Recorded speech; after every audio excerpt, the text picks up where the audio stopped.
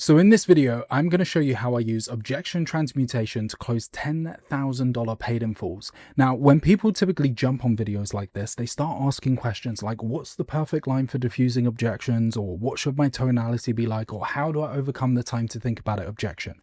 But after taking 2,000 sales calls and becoming Charlie Morgan's top sales rep, I realized there is a massive problem with all of those questions. And it's that they don't account for nuance, because unless you understand the fundamentals of how and why objections form, you are just engaging in cope and hoping that the prospect is going to fit the script that you've bought off some guru. So in this video, we're going to break down the how, we're going to break down the why, so that you can reverse engineer this entire process in order to handle every objection under the sun and ultimately close paid in full deals on the very first call. And if you cannot sit here for 20 minutes and watch a video on how you can decode your prospect's brain, then I'm not going to force you to stay, but don't expect your prospects to commit and buy if you won't make the commitment of learning how to sell. Okay, so before I explain to you how you can actually go about overcoming specific objections on your sales calls, it's important for you to understand why objections come up in the first place. And the reason for this is very similar in the medical space. Prevention is better than cure. And so if you are able to prevent objections from coming up because you know these specific things, then it's going to make it way easier for you to close, because you'll have objectionless closes. Whereas if you have to go through the trenches and actually objection handle, it's going to be a little bit more difficult. So there are two core reasons why you will face objections on your sales calls. And the first one is that, and you're probably already very familiar with this, is that your prospects are lacking in confidence, right? And the second one is that they are lacking in clarity. Now, if you have been a subscriber for a while, you know I'm about to go into so much detail on this, so drop a like if you are appreciating the value that I'm about to deliver you. But even when it comes to the confidence and the clarity side of things, just quickly to highlight this to you, these represent the two different pathways that the brain utilizes when it's making a decision. The confidence side of things is emotional, and this represents pathway 1, emotion drives action. But the other side of things is logic, and you need to engage your prospects logically and emotionally if you want them to make a decision and to buy.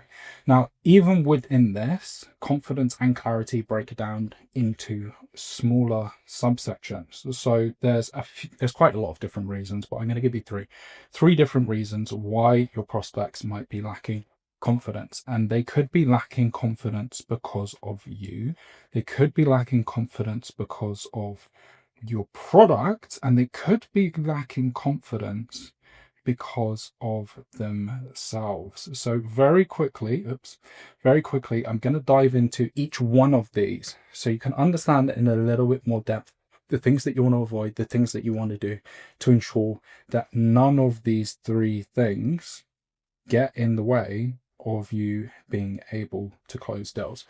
So from the you standpoint, your prospects may be lacking confidence in you because you yourself are lacking conviction, right? Like if we talk about sales, whenever we talk about sales, we're always thinking about, the level of conviction that someone has on the call, or them speaking from a place of conviction. But in order for you to be able to do that, you need to genuinely believe, long story short, in what it is that you are selling, right? If that belief is not behind your tonality, if you sound bored, right, or if you don't sound excited, right, if you don't sound excited when you're on the sales call, it's going to be very difficult for you to get the prospect to get excited, because again, sales is all about the transference of emotion.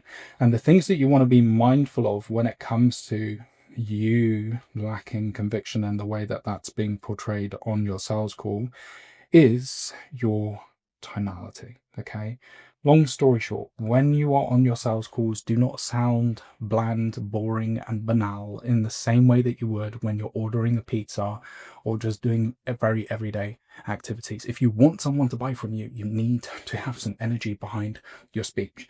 Now, beyond this, another reason why your prospects may have a lack of belief in you, or you may be the problem, which is why they have a lack of confidence, is because you're not confidence looping enough. And I am going to explain to you what confidence looping is in quite a bit of detail later on in this video.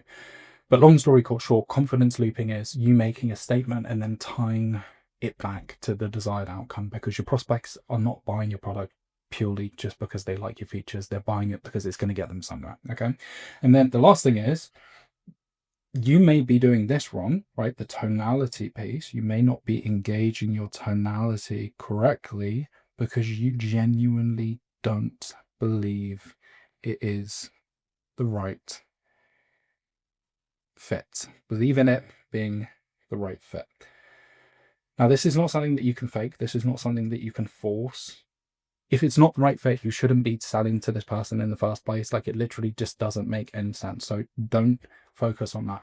Beyond this, it's also possible that your prospects may not trust you because of the fact that you've been engaging in poor active listening. And what I mean by that, and most of these are going to fall under the bucket of you becoming a hard closer. Okay, this is not something that you want to do. This is actually something, in my opinion, that is rife right now in the high ticket sales space, and it's fucking disgusting. I really don't like it. Most of the people who are jumping into this market right now, especially as sales reps, all they care about is making money. And I promise you now, they are not going to last very long in this space. And it's because, again, when they're on the calls, they're not engaging in active listening. All they are focusing on is just trying to get the deal across the line. So care about your prospects. That's the long story short of this. If you want to fix all of the following things that I'm about to show you, you just need to show a little bit more care towards your prospect. If you don't engage in active listening, it's probably likely that you have poor empathy. If your prospect tells you that they have had a bad past experience and you don't give a shit and you don't show any empathy, again, they're just not going to trust you. They're going to lack confidence. And beyond this, also possible that you're lacking authenticity, right? You're just not being real with them on the sales call. You have to remember that we are social creatures and that we have been designed to recognize when there is danger. And so if someone sees you being fake, and they're going to pick up on it pretty quickly, and you don't want people to think that you're fake when you're on the sales call, because you will lose trust, which ultimately will cause you to lose this thing up here, the confidence piece, right? So make sure that you are engaging with your prospects authentically. But all of this, as I said, comes down to you just not being client orientated. And this is the biggest thing that you can do to get very good at sales. I know that there are a ton of people in this industry who will tell you, hey, look, you need to focus on scripts, you need to learn to this framework and that framework and all of these different things. But when I was closing for Charlie Morgan, the first month, you probably heard me say this story before, the reason why I was able to make 100K in the first month was because I actually cared about my prospects. And to this day, the reason why I'm so fucking good at sales, and it's very difficult for people to very difficult for people to compete with me, is because of the fact that I care about my prospects. It's tangible. You can feel it on the sales call. And the interesting thing is, it causes all of these other things, the tonality, it means that it's there. When it is the right fit, I have so much more passion and belief because I genuinely want to change someone's life. When it comes to the active listening piece, I'm always engaged in the conversation. I'm always authentic, and I'm always engaging with empathy when I'm on the calls because of this one thing. So focus on being client orientated on your sales calls. Now, pushing forwards from here, let's in fact actually go to themselves. In terms of your prospects lacking confidence with reference to themselves, it could be because they have got limiting beliefs. And what I mean by limiting beliefs is maybe they have, and we will explore this as well in a little bit more depth shortly, they have never invested before. They have never had help from someone online, and that could also cause them to have a little bit of a lack of trust in you, right? Because They've never done it before. They don't know whether this is going to be a smart thing for them to do. But a lot of the time, if they have got limiting beliefs, it's going to be quite difficult to get them across the line. You really want to unpick this in the line of questioning. In addition to this, your prospects may be lacking confidence in themselves because they are lazy and they are not sure whether they're actually going to be able to do the work. Simple way to be able to bypass this is to just talk about the accountability that you can offer on your sales calls. You want to talk about the support mechanisms you have with your product and how that's not going to be an issue, and you're going to help them to bypass this. Now, the very last thing, because I don't want to spend too much time going over reasons why objections can come up, very last thing from a confidence standpoint is the product. And again, this kind of ties back to what I was talking about earlier on. If it is actually a bad fit, right? Like, you should not be selling your prospects. It doesn't make sense for you to sell a prospect into your product if they're not the right fit for it, because it's going to lead to you having a massive fucking headache. You're not going to be able to deliver them results. I promise you it's not worth the money in the short term just to have that capital coming in. And the other thing that you need to bear in mind is your reputation. If you want to have longevity in this space and in this game, and to be credible as a business owner or credible as a sales rep, you need to protect your reputation. I know you're probably, well, mate, I can't say this, but I know a lot of people think about it from the stance of, I just want to ring in as much cash as quickly as possible. Let me get fucking rich. But why would you sell your integrity to the fucking devil, bro, for the sake of making like 10 grand? Like, stupid, in my opinion. Honestly, very, very, very fucking stupid. Anyway, beyond that, another reason why the prospect might feel like they are lacking confidence in your product is because you have been feature selling. Okay. And feature selling is where you are, long story short, just talking about the features too much. Okay. Now, this brings us back to the whole concept of confidence looping. And I want to explain this to you in a little bit more depth. So let's have an arrow coming over here. Okay.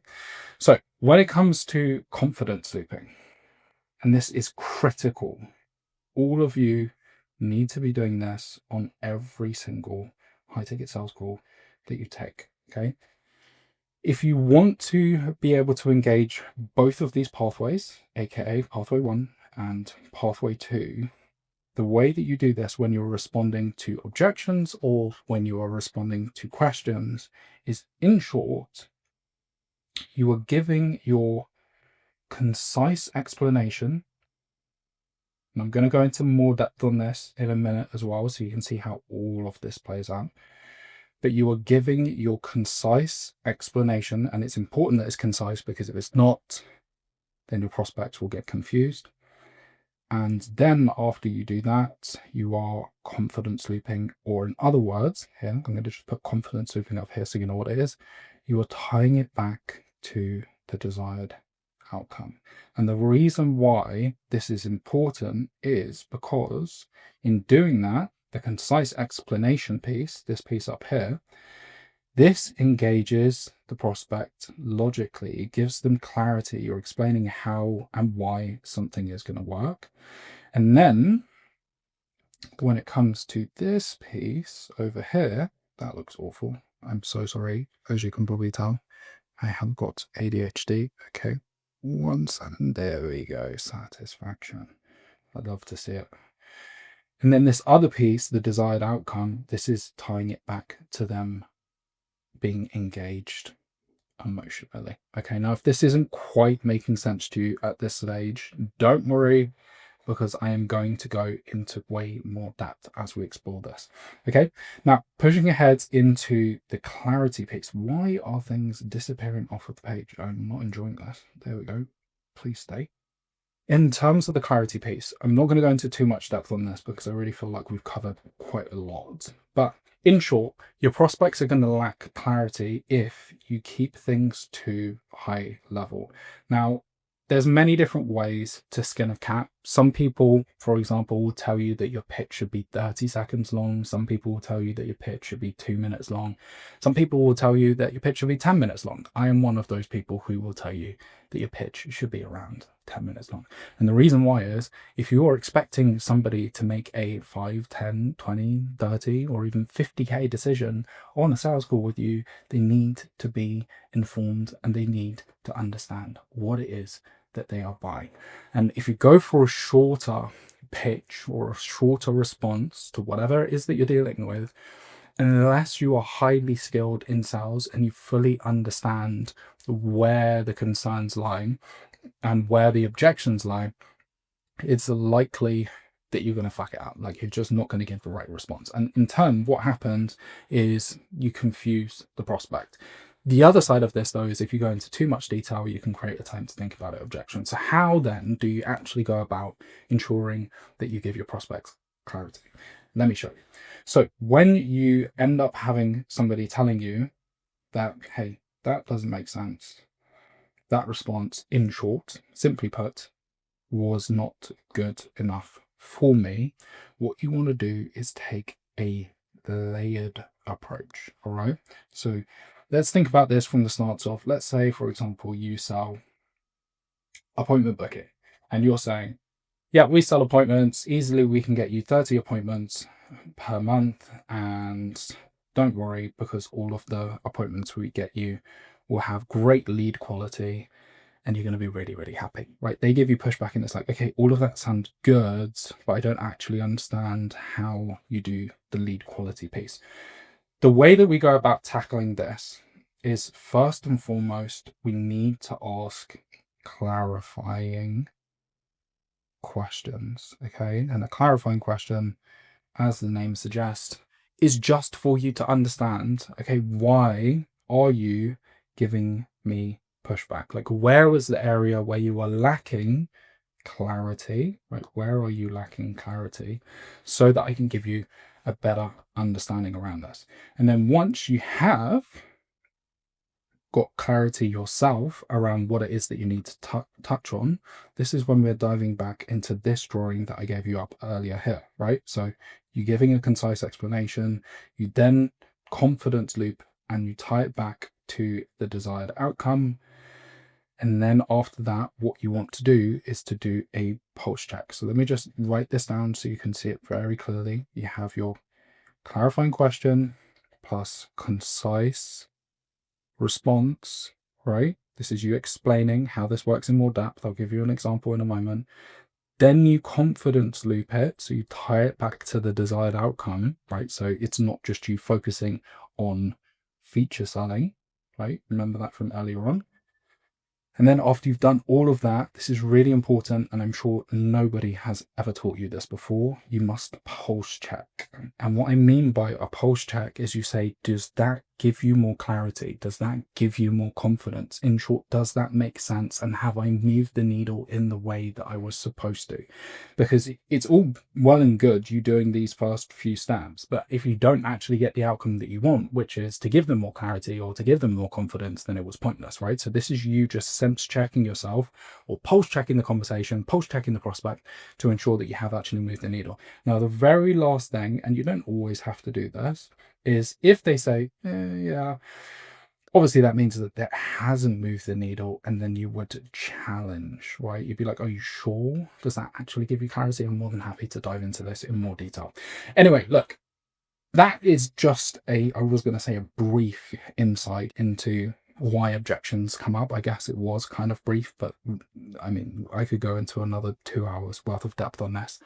Don't worry, I won't. Let's push ahead. I want to get into the objections side of things, okay? Now, the first thing is that I want you to understand what type of objections you can face on your high ticket sales course. Now, you will all be very familiar with this one. Time to think about it, okay? Now, I am hoping that at least some of you are like, Jack, what the fuck are you talking about, bro?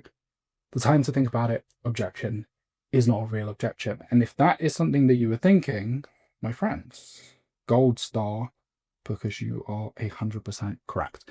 The time to think about it objection is not a real objection. It is a smokescreen. And what I mean by that is that it is masking the real objection, which then raises the question, doesn't it? Well, what are the real objections that you can face on your high ticket sales calls? There are 6, and there are only 6, and there never will be more than 6. Every single objection, that I promise you, I really do mean this. I'm talking from a place of having taken 2,000 sales calls at this point in time. Any objection that you face on your sales call will fall into the following buckets. I don't like that color. I'm going to get rid of that. What color should we do? Let's just go with black. All right, fine. So the first objection that you will face is a product objection. I'm not even going to write objection. I'm sure you can follow along. The next objection that you can face is a value objection. After that, you can face a money objection. You can then also face a partner objection.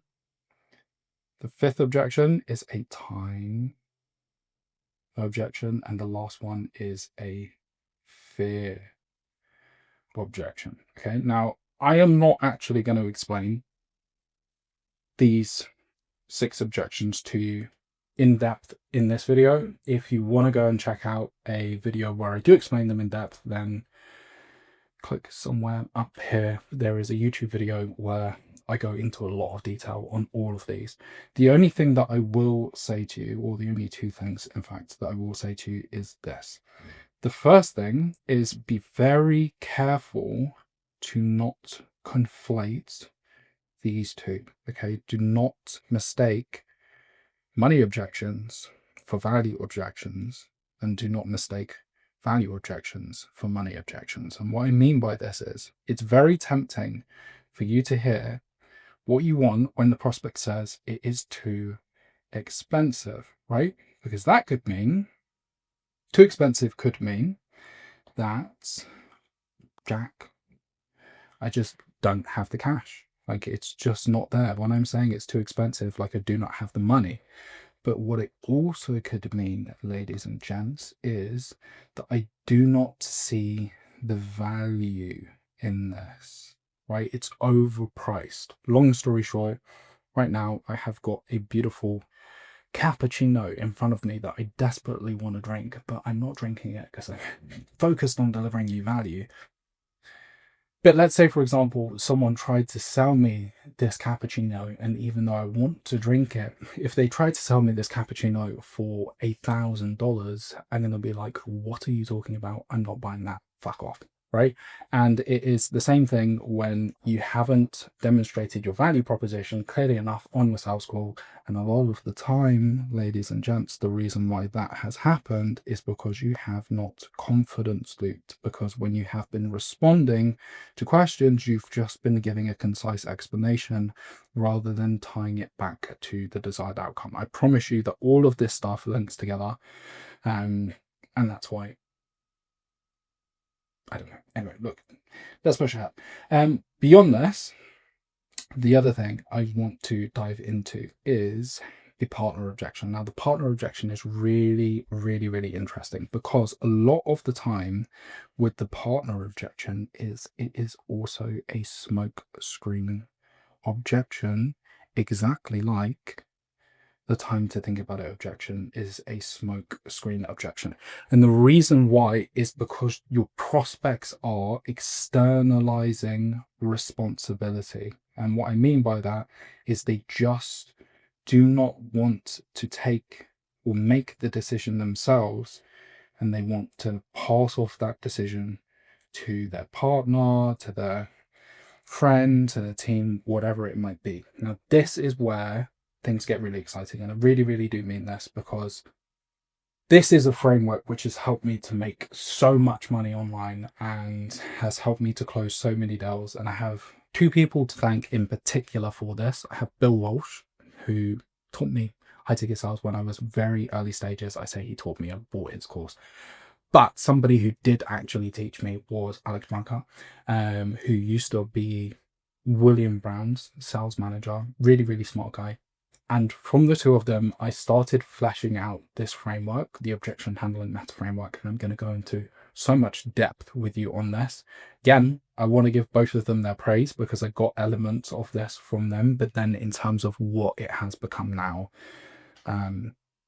I mean, I've put in a good amount of effort and a good amount of work to get it to this stage. So we have our 6 core objections here: product value, money, partner, time, and fear. But the thing that is really interesting about this is that there is a specific sequence that you want to solve all of these objections in, and it is in the order that I have listed it to you. Okay. And I am going to explain in depth why this is the case. And I honestly should not even be giving this to you for free. Like, I don't know why I'm doing this. But you can thank me for it later if you wish. If you really want to thank me, you can drop a like on the video. I would appreciate that. But yeah. Okay, so this is the sequence that you want to solve objections in. And the key word with all of this is ideally.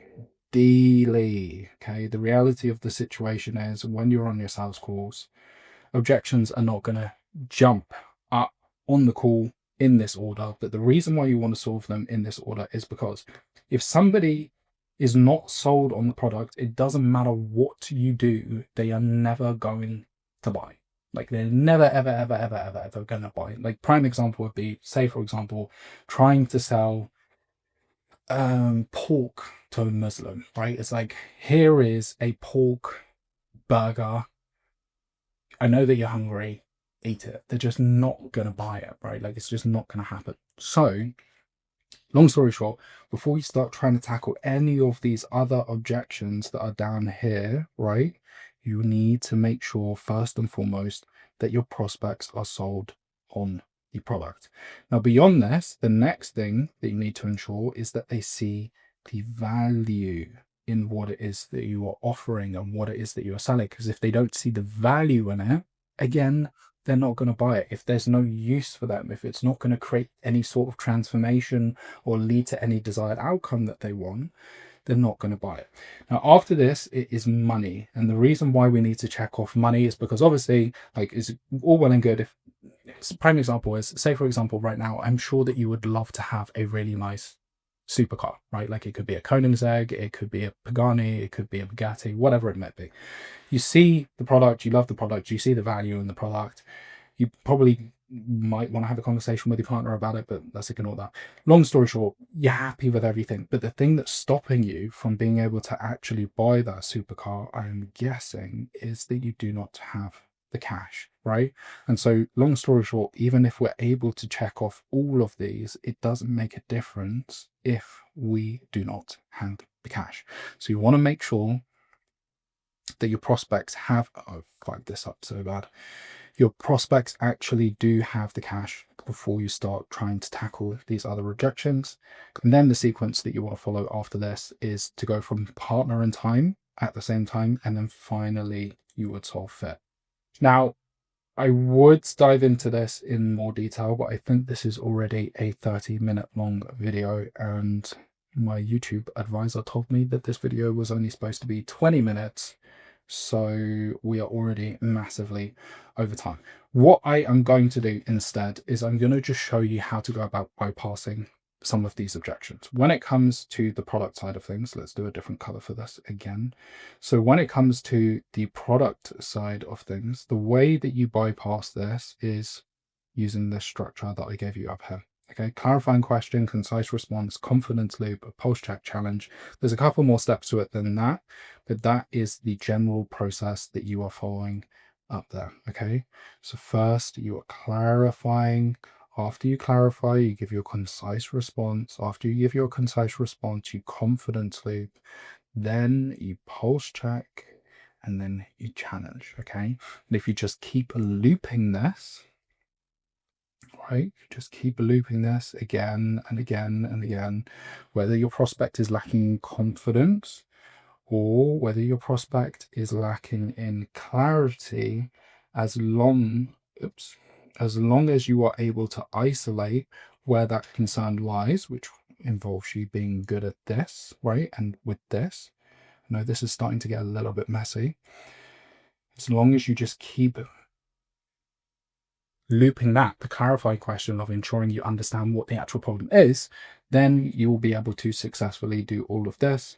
And ultimately, you'll get to the stage where you can have a big check on the product side of things, and you can have complete confidence that you have actually got them bought in on the product side of things. When it comes to value, the simplest way that I can explain to you how to overcome value objection is you're just focusing on confidence looping, right?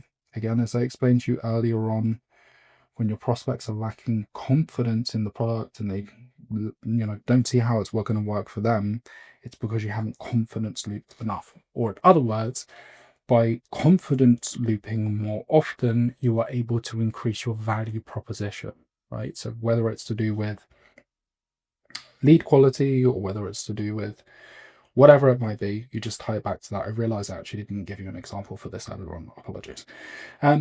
Now, the money side of things is a little bit more complicated. When your prospect gives you a money objection, there's quite a few different steps that you want to do. The first thing that you want to do is a financial audit. Now, you need to do this tentatively, okay? Because understand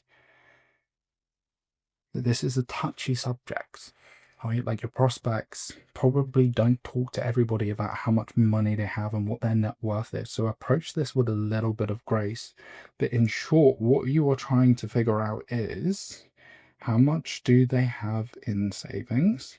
What do they have in terms of their current accounts?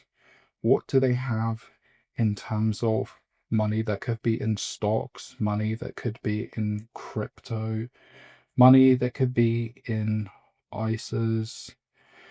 Do they have access to credit cards? I mean, the list goes on and on and on, okay? But the key thing is you are just digging in again and again and again until you find the money, okay? And the moment that you do find the money, you are able to check this off, okay? And if you have checked off these two already, or these two already, then you can have complete confidence that if the prospect is not moving ahead, this is why this framework is so powerful, by the way. If the prospect is not moving ahead, then it must be because of one of these three things, okay? And this is why, again, as I said, ideally, this is the key word, you want to solve objections in this order. All right. Now, the reason why partner and time are on the same level is explained in the video that I said for you to watch. I'll put it up here again. All right. I'm not going to go into depth on that right now. But in terms of solving the partner objection, let's start off with the partner objection because that's really, really cool. As I said, the partner objection can end up being a smoke screen objection, but it also cannot be a smokescreen objection. So how do you figure out whether or not the partner objection is a smokescreen objection or not? You need to understand whether this conversation that they want to have with their spouse, their business partner, whoever it might be, their accountant, their lawyer, their best friend, their neighbor, whatever, is an FYI conversation or if it is a permission based conversation. Really, this should be in red. If it is an FYI conversation, it means that they do not actually need to speak to that person. The key thing that you need to understand here is that this is a want. They just want to have that conversation. And the reason why they want, and this is beautiful, you're gonna fucking love this.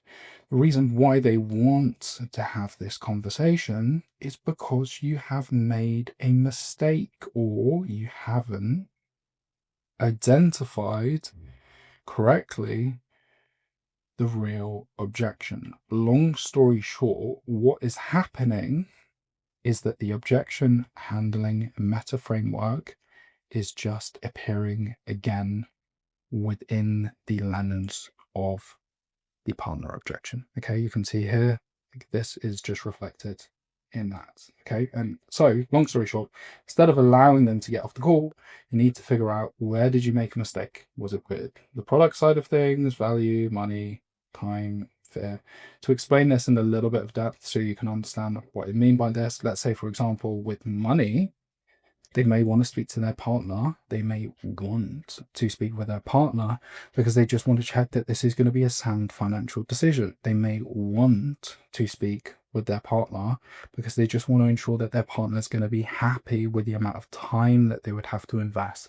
They may want to speak with their partner because they just need a little bit of extra confidence this is going to be the right decision for them to buy. Okay. But if it is a permission based conversation, the sad truth is there's not much that you can do, right? A lot of the time here, the only thing that you can do is go for a deposit. If this is a true, I cannot do this until I speak with my partner type of conversation, you're not going to be able to close them there and then. But what you can do is get a deposit on the call so that you're able to get more buy-in, so that by the time that you have the second call, you're more likely to close. Now, again, all of this, I really am giving you a very high level view of all of this. I have about 15 hours, genuinely 15 hours worth of content in my product, covering all of this in extraordinary levels of detail. But I just want you to be able to wrap your head around it a little bit more so that hopefully you can close some more deals on your sales calls. Okay. Now, in terms of the time side of things, this also breaks into two directions. I'm not going to cover this in too much detail, but you have got bandwidth concerns, right? And then you also have got time frame concerns. So I'll show you really quickly how you can handle this. If it's a bandwidth concern, basically what the prospect is saying to you is, I don't have enough time per day. Per day, right? And in order for you to overcome this, and also to establish whether or not this is actually true or whether this is false, what you need to do is to do a time audit. In the same way that earlier on, we did a financial audit so that we could figure out exactly where the money is and whether or not the prospect actually has the money. We're doing the same thing when it comes to time. Like, how much time are you spending working per day? How much time do you have available on the weekends? What are you doing in your evenings? All of these different questions, right? Just be very thorough with your approach, and 99% of the time you'll realize that your prospects do actually have the time to be able to get started with this. Sometimes they just don't realize it themselves. Sometimes they are smoke screening you. The other side of this is time frame. Now, a time frame objection would be, I am going on holiday, right? I'm not able to get started with this. I am moving house. I cannot get started with this right now. It's a bad time. I have got too many projects on at the moment. This is about time for me to get started. Okay. What we want to do is, similarly with this, we want to establish, is this true or are you smoke screening me? Right. So we're just like doing a smoke screen objection check to make sure that we're not getting smoke screened. So you could ask about, say, for example, with the holiday example, when do you go on holiday? For how long are you going on a holiday? What are you going to be doing when you are on holiday? Long story short, do you have any time available when you are on holiday? Like, are you willing to invest 1 hour per day outside of you sitting on the beach so that you are able to get to 10K per month, whatever it might be? Okay. Very last thing is, have I covered all of this in detail? I